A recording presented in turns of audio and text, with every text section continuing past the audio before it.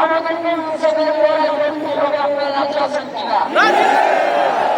সেই সাথে আমরা আরো বলতে চাই, সিভিল মিলিটারি ইন্টেলিজেন্সের মধ্যে থাকতে পেরে বসে থাকা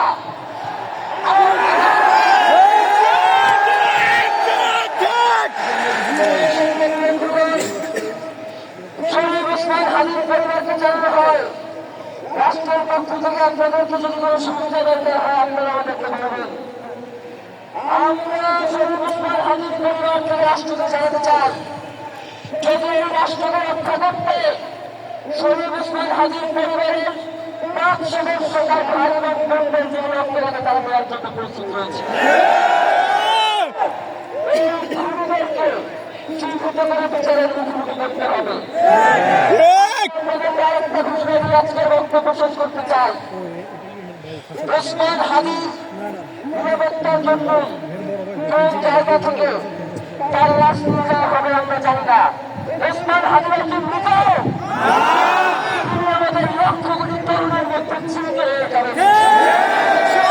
আপনাদেরকে জানিয়ে দিতে চাই, কোন ধরনের সহিংসতা ছাড়া আমরা যেহেতু ওসমান হাদির লাশকে আমরা জাতীয় কমিটি নজরুলের পাশে দাফন করার ব্যবস্থা করতেছি, আপনারা সবাই এই প্রোগ্রাম শেষে জনতা মিছিল শাহবাগে চলে যাবেন। ওখানে গিয়ে আপনাদের সাথে দাফনের পরে কথা বলবো। বাংলাদেশের স্বাধীনতা সার্বভৌমত্ব থাকবে, বাংলাদেশের ইনসাফ কায়েম হবে, নয়তো আমরা বাংলাদেশের জন্য রক্ত দেওয়ার জন্য সবাই প্রস্তুত।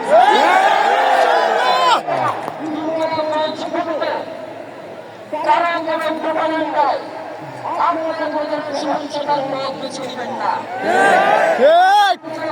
পক্ষ থেকে আপনাদেরকে জানাবো কখন কি ব্যবস্থা গ্রহণ করতে হবে।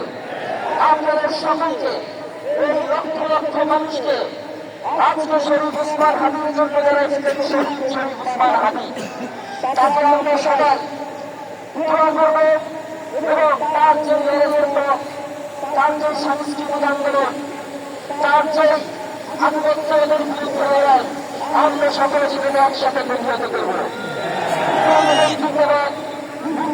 ধন্যবাদ।